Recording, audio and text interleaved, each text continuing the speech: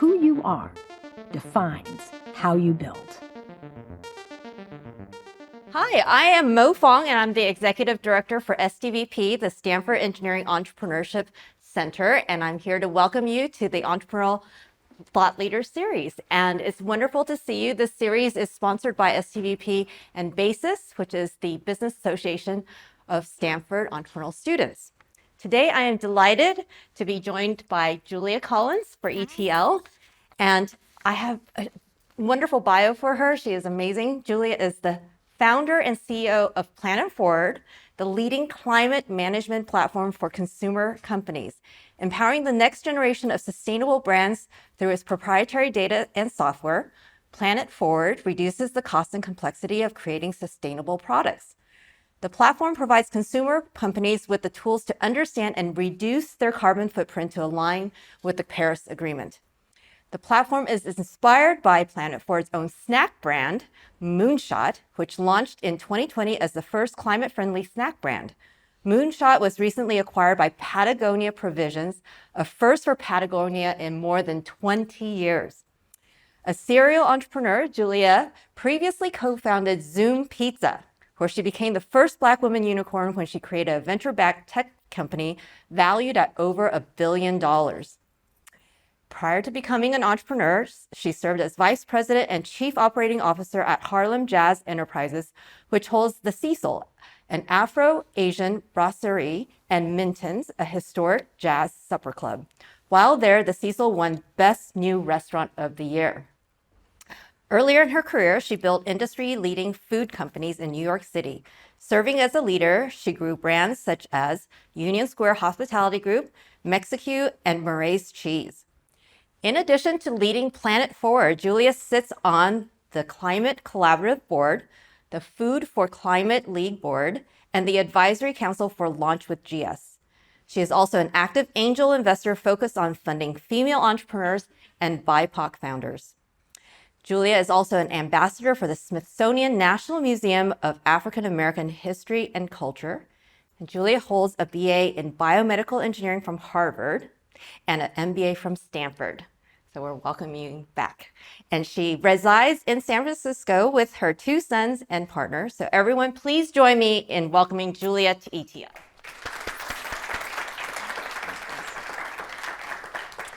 We're going to set the stage a little bit. So as I was reading your bio, definitely there's a food theme throughout.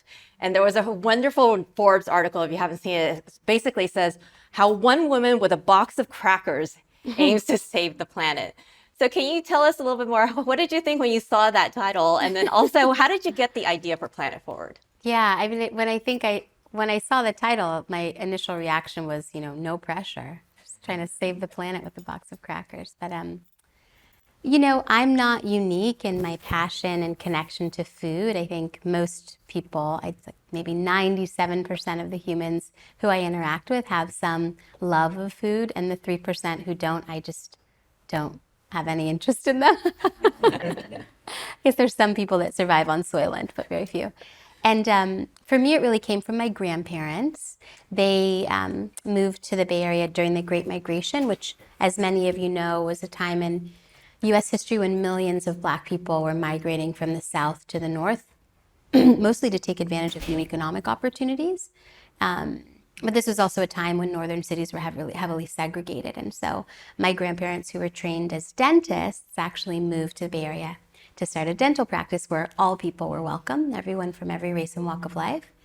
And, this idea of serving people and this idea of equality really was the through line in that practice and in their lives. And so you could imagine when you're really focused on service and equality, one of the best ways to express that you're serving people, that you're serving all people, is through food. And so we just had this life growing up where, we didn't lock our door, everyone was welcome, there was always something cooking. And so I suppose I grew up always believing that sort of the best moments in my life, or the times when I felt the most human and the most connected to others, was when I was sharing food with them. But I will say that when I first shared with my family that I wanted to go into food, it was a hard no. It wasn't even a conditional no.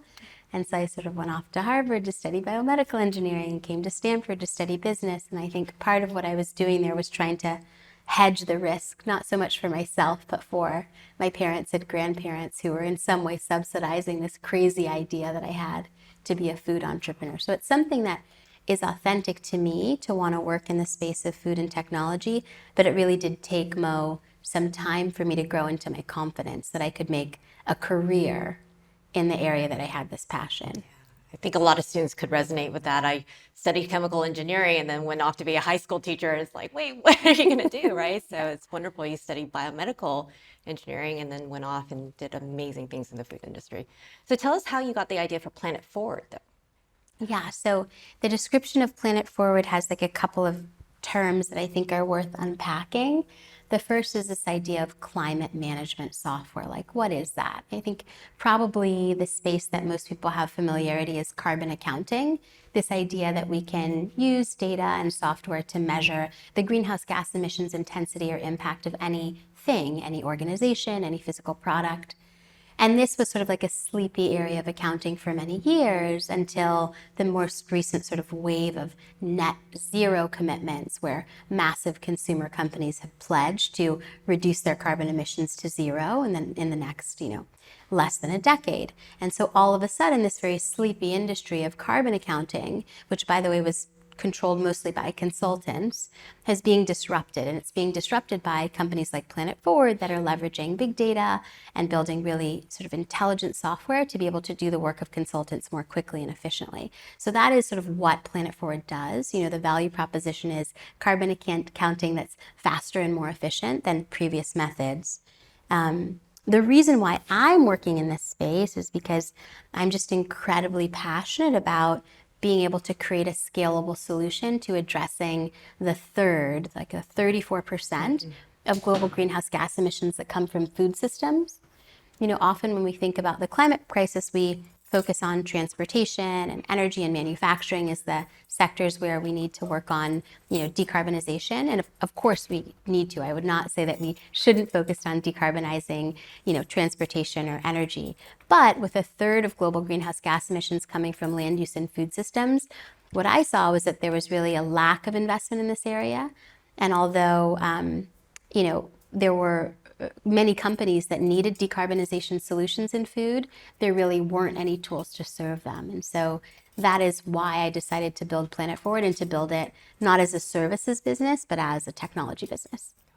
So why start with measurement? Why not just go after the solution itself and decrease those carbon emissions? Yeah, in order to employ a decarbonization strategy, which is essentially what are the ways that we can remove greenhouse gas emissions from our farming. This I'm talking about in the case of food, manufacturing, retailing, distributing. You have to first know where you are, right? You can't improve anything that you can't first measure.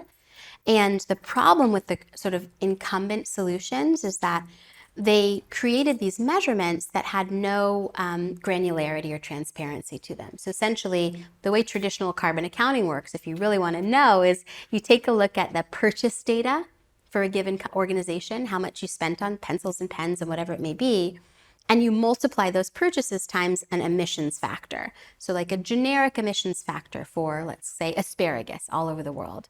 But as you can probably sense, no two asparagus are actually the same. It depends on where they were grown, how they were grown, what methods were used. Did you use pesticides? Did you use renewable energy? And so the incumbent solutions that were relying on broad averages were really not well designed to be able to facilitate decarbonization, actually understanding how to change your packaging or change your energy usage or change your farming practices. And so what we wanted to do at Planet Forward was to bring a lot more rigor and a lot more integrity to the practice of carbon accounting. And we had to start with measurement first. You can't improve what you don't first measure, but we needed to improve the way the measurement happened in order to create decarbonization strategies, essentially. Perfect. Well, we're in the School of Engineering, so I think all of us love to nerd out a little bit on measurement, and this notion of you got to know how to measure something in order to improve it, I think resonates across everyone's fields. It's interesting. It's just about a year ago you said that we have less than 100 months to reduce planet emissions by 40% in order to stave off the worst of what will happen if our planet's temperature continues to rise. And that was about a year ago that we have 100 months left. So fewer than 100 Yeah, months. so now where are we, and what do you think about the urgency of this problem? Yeah, I mean, the urgency grows, and I'll talk to you about the urgency, but I'll also talk to you about why I remain optimistic, because I think it's always important to present both sides of that framework, right? I made that statement in May of 2022, and I think many of you who are following the space around climate change saw the most recent updates to the IPCC, which say that there's greater than a 50% chance that we will sail right by the 1.5 degree temperature rise that we're all predicting sometime before 2040, right? So we are well on our way there. And so the situation has gotten worse and not better. But at the same time, I sense and also experience a much higher level of interest in decarbonization than I did when I was starting this business 5 years ago. When I launched this idea, very few people were interested, frankly. Investors hadn't really built their thesis around, what climate tech was, right? They were sort of feeling burned from the first wave of green tech, where a lot of people lost a lot of money. And, large global organizations were sort of trying to offset their way out of the climate crisis, essentially purchasing carbon removal credits or carbon offsets to get to zero. Whereas now, 5 years later, we have, large customers that are working with us. We've had, a huge interest from investors, and there are trillions of dollars that are going into the space of climate tech and of other decarbonization strategies. So I am seeing a massive acceleration, which makes me optimistic, but at the same time, we really do have to go faster. And so if there's one reason why I'm here, one wish that I would have from being in this audience is that somehow my story might motivate more of you to go into the space of climate tech.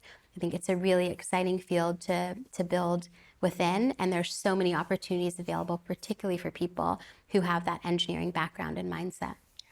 How many of you are interested in climate tech entrepreneurship? Just to kind of get, wow, that's almost half the room, right? And so we're going to get into a set of questions about what is it like to be an entrepreneur in climate tech. And you mentioned that there's a lot of money going into climate tech right now. So what was your experience raising capital for Planet Forward? And did you have any negotiables or non-negotiables as you were raising capital? Yeah, so, this really isn't my first rodeo, Mo. I think you mentioned in the introduction that I'm, sort of the first Black woman to have co-founded a unicorn company, which in and of itself isn't tremendously interesting. I don't value myself based on the valuation of any company that I've founded, but it does mean that I have had quite a lot of experience being a founder who's raising capital. So I will tell you that back in the days of Mexico, the food truck business that I had in New York City, I did not have any access to venture capital or even bank debt. We completely bootstrapped that business, and I'm talking about 3 founders, not paying ourselves, crashing in an apartment, using our credit cards to buy inventory and then selling through the inventory as fast as we could. But that business is now 12 years old and thriving. Mm-hmm. And I will say that venture capital really wasn't the right funding instrument for that kind of business. This is like a, food truck to bricks and mortar. And had we taken on venture capital, we wouldn't have been able to achieve the kind of return that those venture investors would have expected. Mm-hmm. And so maybe my hard nose, or the places where I set a hard line, is for a business that I'm building, understanding what is the right capital strategy for that business. We often talk about how can we raise money or how can we raise venture money, but I also do a lot of angel investing. I've done, I think, 26 deals in the last 4 years. And for many startups who I don't wind up investing in, it is not because they don't have a great idea. It's because the business that they're creating, while it may be highly valuable, is not well suited to create the kind of 4 to 10x returns that are expected on a 4 to 7 year venture horizon. Mm-hmm. So my first thing is understand don't ask yourself, how can I raise money or how can I raise venture capital? Ask yourself, what is the right capital strategy for my business? that could be a combination of grants and other awards. It could be, some ability to build an early solution that generates revenue. I think 2 to 3% of all the businesses that you can build are actually appropriate for venture. It's a very small slice, and it is, I think, also, I describe it as like a very narrow karma. To be a venture-backed founder means that you operate in a pretty narrow lane. Sometimes we think about founders just having these huge visions and these expansive ranges. But actually, when you have, hundreds of millions of dollars behind you that needs to be returned, at 4 to 10x the investment in a very short horizon, you don't have a lot of amplitude. Whereas if you were to take on a scrappier approach to raising money, you might find yourself having a bit more flexibility. So that isn't to say that I don't support venture capital as a catalytic instrument for building businesses. I just think there's some caveats that are really important to think about. Sounds like that degree of control that you would like to have to make decisions is really highly dependent on who you're getting funding from, too. That's right, because essentially your investors become your board, and then you as the CEO founder, go and work for the board. So maybe the other thing that I'd say, and this is me, at 44 years old, having had lots of chances at this, I've been up to bat lots of times. My hard no's are really around the people behind the money. And I have said no to investors who I didn't think I could align with from a values perspective. I remember at one point I was pregnant with my second son, and I was like really pregnant. Not that you can be really pregnant or not really pregnant, but I was just saying I was really showing. Yeah.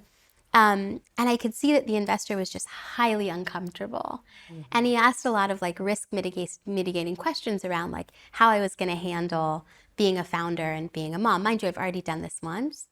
And this was a very well-respected investor from a very big fund, and he could have written a large check to lead. And although I felt like I successfully got him over his nervousness about me being a pregnant founder, I nonetheless remained really concerned about my ability to work with somebody who couldn't understand that we all have, a big life, and you're more than just a founder. You can be a founder who's a parent or a founder who does other things. And so that's an example of me saying no to an investor because I didn't think the values were aligned. I will tell you that when I was out raising, 14 years ago, I probably didn't have that same confidence. Frankly, I probably would have said yes to that investor. And so that's just one of the things that I've learned over time is it's not just the size of the check or the fund that's writing it. It's really the person who's behind the investment and whether or not you feel like you want to work with them. It's interesting. How did you figure out what your values were and how to be able to articulate and then test whether the people you're going to be working with share the same values? Oh, my personal values or the values of my organization? Both. Oh, that's such a good question. Well, I suppose the values that I have as a person come from my family and my parents, and I think our traditions. And so there's a value around service, and there's a value around integrity. There's also a value around joy, and being able to do work that lights you up and that lights other people up. And so those are my personal values, and those are important. Those are my guide. But I believe as a founder, you also need to make sure that your organization has values. And those values may overlap with some of the things that you hold internally, but organizational values meet a different need. Organizational values, in my opinion, are really in place to ensure that the company has an aligned point of view on how you do your work. Mm-hmm. Not just what you do, not just why you do it, but how you do it. So at Planet FWD, for example, we have a value around grace, which means that we operate in a way that reflects that other people are valuable and that we ourselves are valuable. We have a value around clarity, which means that we have a bias for documentation and we have a real process orientation, right? We articulate things very clearly. And so having those values as an organization, I think, is tremendously important to being able to hire the right people and bring the right investors on board. And in the absence of being able to articulate your values, no one can actually understand what you stand for. And that's problematic. Yeah, for sure. But it sounds like you've already codified them and it's helping you make decisions. And, we've talked so far about how do you make decisions in funding, hiring. I wanted to ask you a question about product decisions, right? Because you could have taken this product in many different ways and, measuring emissions, there's different levels, right, that you can measure. And so I've been learning about scope 1, 2, and 3. So Maybe you can talk about, what is scope 1, 2, 3 emissions and measurements? And then how do you decide when to take your product ideas and make them narrow and pursue that, or widen it so to capture more customers per se? Oh, So that's such how, a good how do you figure that question. out? Yeah. So forgive me for the folks in the room who already know this, but when you think about measuring the greenhouse gas emissions related to an organization, first you have to set a system boundary. What is the organization? How do you define it? And then you divide the scopes into three. So the first is your scope 1 emissions, which are your direct emissions. Those are the emissions that are related to you directly procuring your services. So if you had a trucking company, those are the emissions related to you driving the trucks that you own on the road. And then the scope 2 is your indirect emissions. This is energy that you're purchasing from the grid, heat, gas, so on and so forth. But the third category of emissions is called scope 3, and this is becoming like the hot topic. I think everyone is interested in scope 3 decarbonization because scope 3 is everything else. Everything that is not direct or indirect, what might that be? That is your supply chain. So of all the things in scope 3, the hardest one for people to get their arms around from a measurement and decarbonization perspective is the supply chain. Well, so making this real, like your box of crackers, right? If you look at the list of ingredients, you're gonna have to measure where the carbon emissions are coming from for each of those ingredients, the box itself. Like that's a lot to measure. It's a lot to measure. And if you are any consumer company, whether you're making crackers or you're making sneakers, or you're making watches, 90% or more of your emissions typically come from scope 3. So if you've set a net zero goal, meaning that you want your organization to be at net zero by 2030, and 90% of that needs to come from your scope 3, then you really need a tool that helps you to do that. And so the product decision that we made at Planet Forward was to build a set of tools that was on top of a very rich data set that I acquired, and we can talk a bit about the role of M&A in startups, that allowed me to be able to measure scope 3 with much more rigor than incumbent solutions. So that was like a product decision. There was also a go-to-market decision involved in that, right? So do we play vertically, meaning we're obsessed with consumer businesses, which is, by the way, massive markets, food, fashion, beauty, or do we go horizontal and work with data companies and banks and consulting companies? And we made a very aggressive decision to take a vertical approach because of the product market fit. So the product that we designed is very good at decarbonizing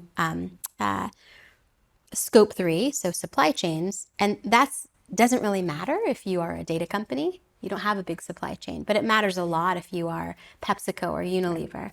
And so the product decision and the go-to-market decision were hand in hand. Yeah. Is there any frameworks you can share with us in terms of how you make decisions around the types of products that you would want to design for, or is it, yeah. Yeah, well, the decision-making framework itself that we use at Planet Forward is pretty light, but it is important within teams to be able to signal where you are in the continuum of making a decision. So something that we say is, is this an idea? Is this a proposal, or is this a decision?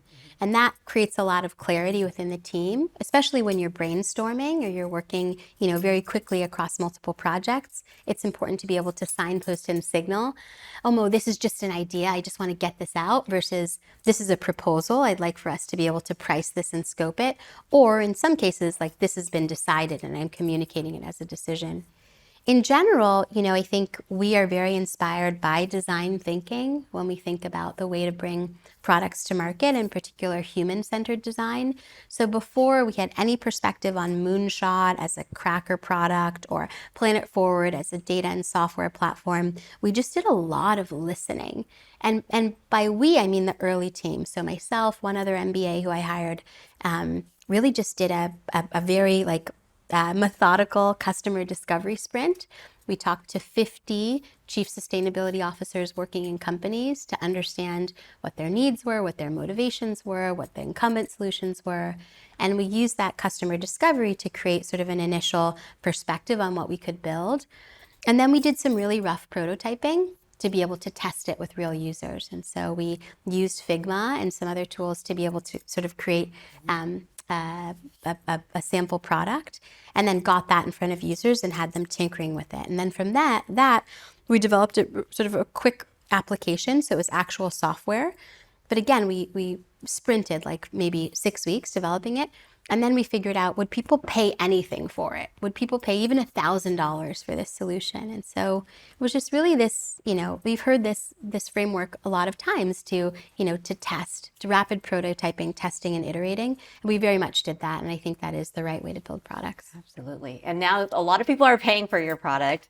And so we can talk about scaling, right? So how do you scale? And you touched upon M&A, right? So most of the time people think, oh, if I want to scale, I get more money, I hire more people, and then I build more products, more features, and then you scale in that way and get more customers.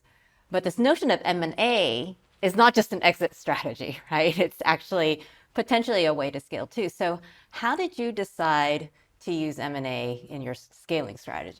Yeah, so the question that we were asking ourselves was, for this set of data that we needed, so essentially our dream was to have a set of data that was essentially the carbon footprint for absolutely anything in the global supply chain, like everything, buttons and zippers and asparagus, literally everything. That's kind of a crazy set of data to imagine existing, except for we found a team that had been building toward that over 15 years. And when we encountered that team and we had a peek under the hood, we asked ourselves the question, not should we buy this company, but now that we have evidence that such a set of data kind of does exist in the world in some fashion, should we build it ourselves? Should we buy it, or should we partner with the solution? So it was really not a M&A or not question. It was a build, buy, or partner question. I talked to you a bit about those early customer discovery sprints that we did, but in one of them, we tested using sort of partner data versus internal data that we had developed, not for all of the global supply chain, but for a very small set. And we just tested the differences in the outcomes, the difference in the customer experience. And then we took a look at how long it would take us and how much capital it would take for us to build the data on our own. Then we took a look at the market dynamics and how quickly the space was heating up. And we estimated that by purchasing this company and their data, we accelerated our product development by about 24 months, which is material when you think about fundraising cycles and the speed with which this carbon accounting market is moving. But there's so many other, and those are easy things to quantify, or relatively easy, knowable. And there are some other things that are very hard to quantify, like is there values alignment between your organization and the organization that you're buying? Is there incentive alignment? What are the risks? And so in addition to being able to figure out, should we buy this, what's the right price? We also had to figure out, for the party on the other side, is this a win for that person? In the end, it was. The person who founded the company came over to be our CTO on an interim basis until we integrated all the data into our solution. But I guess I wouldn't want to say that it'll work every time. I think the initial way that you talked about sort of building and raising does work a lot. And there's some special cases where acquiring another company may work. We acquired based on wanting data. In other cases, some people will do acqui-hires or acquire a company to get a very special team. And that, again, is an elegant solution, but I would say probably not the most common way to build a team. And are there any thoughts or tips about scaling companies that you'd like to share? Yeah, I guess the caveat that I'd want to raise here is that I am sort of like the 0 to 100 founder, in terms of revenue. And so the perspective that I can give really is in those early stages, sort of pre-seed, maybe to Series C or D. I don't have the perspective of, having an IPO and in some cases I have had an acquisition, such as the case of Moonshot. You have to be able to build the proper structure within the company, not just the product, in order to scale it. Because as you scale everything that exists, including mistakes and misalignments and gaps in your, processes. And so before you can scale, you have to first grow a little bit, right? You have to dial in your people processes. And I think sometimes, earlier in my career, I underestimated the importance of really good people management, talent management, culture, all of that stuff. as you begin to scale, it becomes harder and harder to wrap your arms around an entire organization. So you really do have to build that connective tissue early on, particularly because after a certain point, you can't hold everything as the founder or as the entrepreneur, right? You have to have a team that can hold just as much as you're holding. Otherwise, it just becomes burdensome. So yeah, so I guess the framework there is to make sure that you grow a little bit before you scale, and that you really do try to shore up any blind spots or any gaps in your organization before you decide to pour more fuel onto that fire and let it grow. That's great advice. Thank you so much, Julia. I think it's interesting about accelerating, right? Like pouring more gas is like the accelerant, that you need to grow that company. But in terms of other ways of accelerating, right? Like you have to take into context the environment. Like climate change is accelerating fast. Climate tech is accelerating. The regulations in this area is accelerating and changing very quickly. So how do you keep up with all of this, right? Change and the speed of change, and how does that factor in to how you're running the company and making product decisions? I feel this tension a lot, actually. There's often so much more that I'm interested in than I can actually do. And I think I often feel that I'm pulled in different directions, even within my organization, new features, new markets.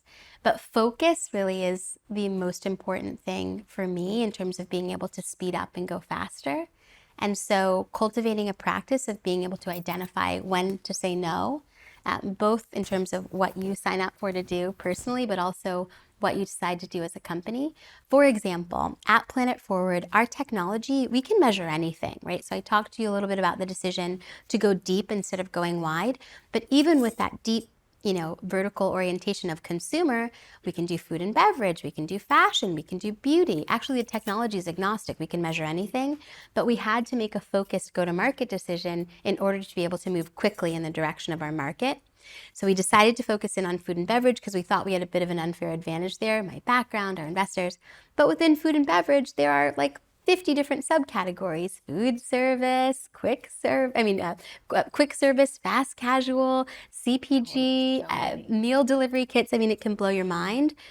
But if we serve too many stakeholders, or attempt to, it really slows us down. We don't get the learnings as quickly. We don't fine tune our messaging and marketing as well. And so we are frankly still at Planet FWD cultivating a discipline around focus so that we can speed up. But without that, you sort of find yourself making slow progress across multiple areas as opposed to really being able to tackle them in quick sequence. Focus, that's really key. How do you think about regulations, and how do you work with regulators so that you can be more focused and not go so fast that you start breaking things, right? Do you see the regulations as being the guardrails, or do you see it as being the barriers to innovation? In our space, there are some places where we are I'll say from my perspective, I'm very keen to see some increasing regulation. I think an example is the SEC climate rule, which we've seen just a first glimpse at, and everyone is sort of watching the space very intently, like popping popcorn and just like waiting to see what's going to happen. Many people expect that there will be some news in July. The reason why this is a big deal is that it would essentially impose a framework for demanding that companies over a certain size report out on their scope 1, their scope 2, and their scope 3. And you might ask, why is this a hotly debated piece of regulation? And it is because many people feel that the scope 3 piece poses an undue burden on organizations. And so there's a massive amount of energy around limiting the SEC climate rule to just scopes 1 and 2. But of course, y'all probably know where I stand. I want everyone to have to measure their scope 3, not just because it creates more business for me, but because 90% of impact for these companies is often living in their scope 3. And so if we're not requiring any measurement, then we're probably not facilitating any decarbonization. That is an example of where policy could be a massive accelerator to my business. Do I have time to like lobby in Washington for this? No, but I do strategically make sure to place myself in rooms where I have the ability to demonstrate how our technology could make it possible, right? So I'm not there saying you should do this or you should not do this. I'm there saying, were you to require that scope 3 must be measured, here are some of the technology solutions that could get you there. And I'm not just there with myself, I'm there with my competitors. All of us saying like, listen, here's a whole industry that can actually serve this need so that I can eliminate that as one of the barriers. So that's an example of the way that you as an entrepreneur need to be aware of regulation in your space and participating in the regulation conversation, even if you don't have the resources to go, lobby on Washington. Absolutely. Awesome. Well, I'm going to ask you one more question, then we are going to open it up for questions from the audience and also on YouTube live stream. So get your questions ready. My question here is, you saw like half the room is interested in climate tech entrepreneurship, which is awesome.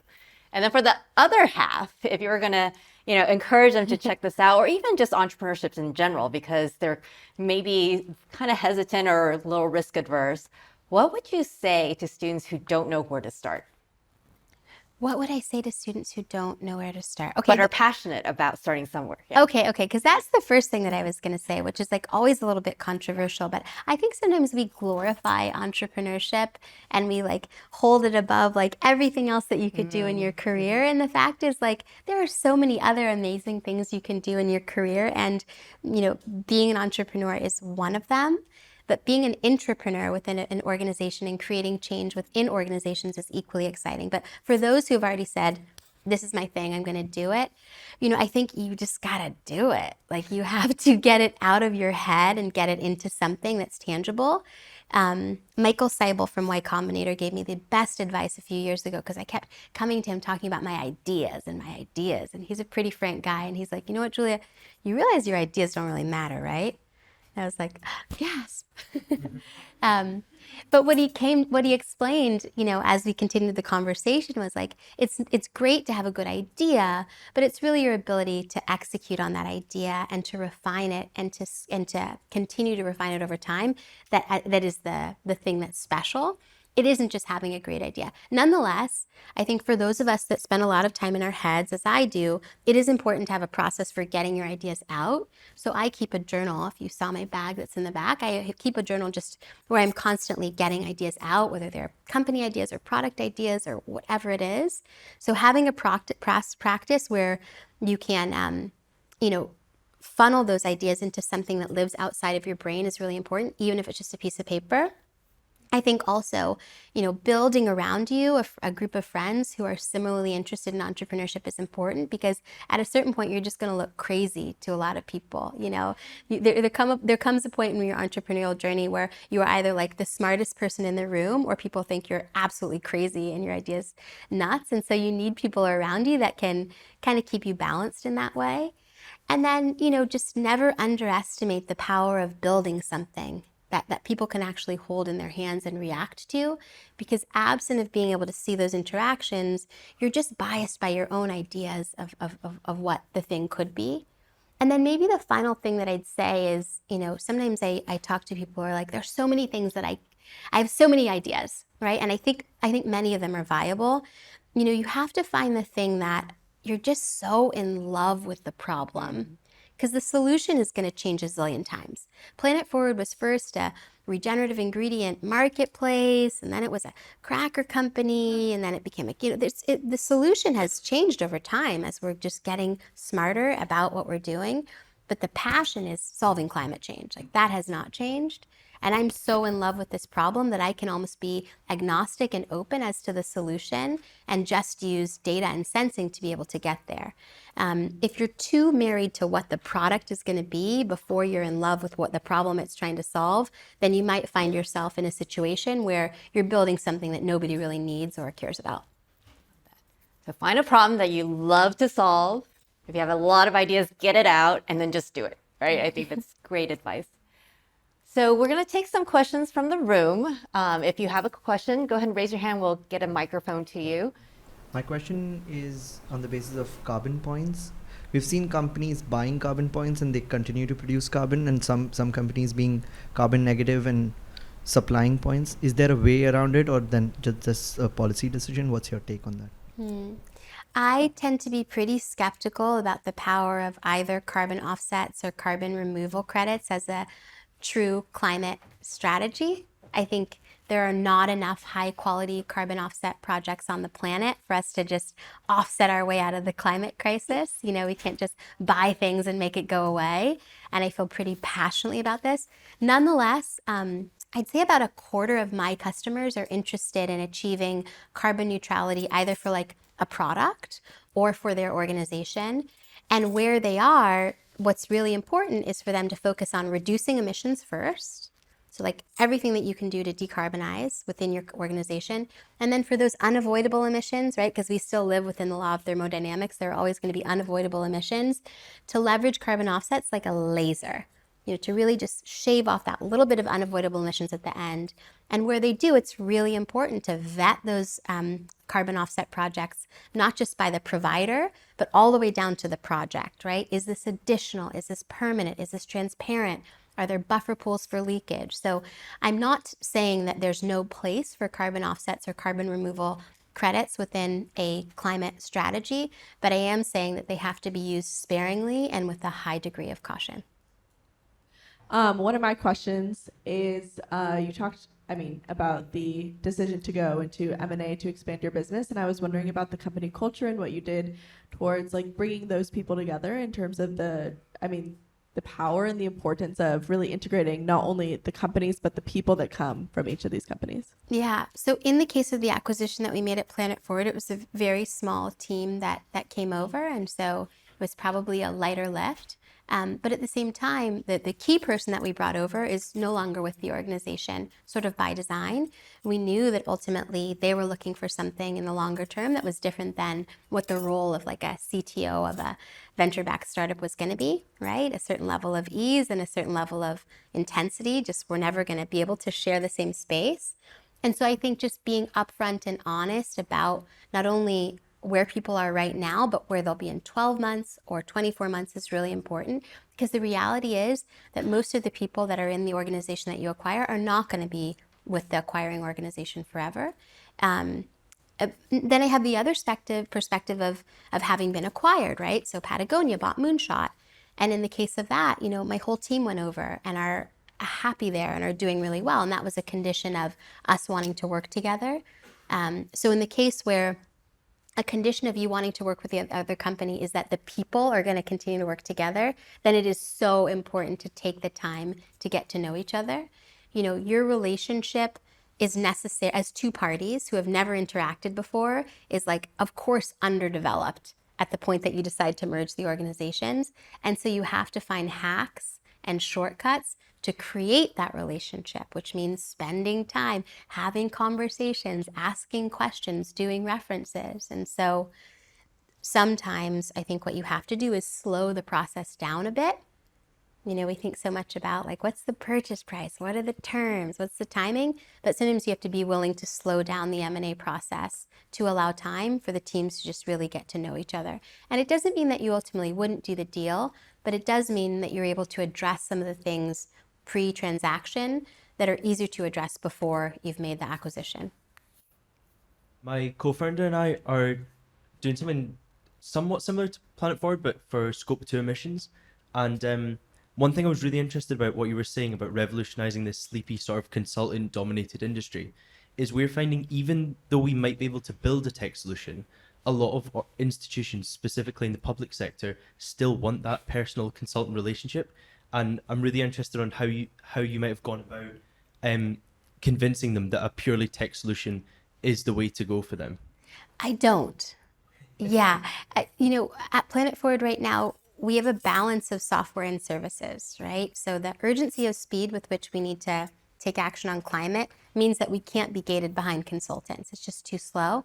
But at the same time, you know, there's a lot of context that comes into play when you're doing this work within real companies, not just on spreadsheets.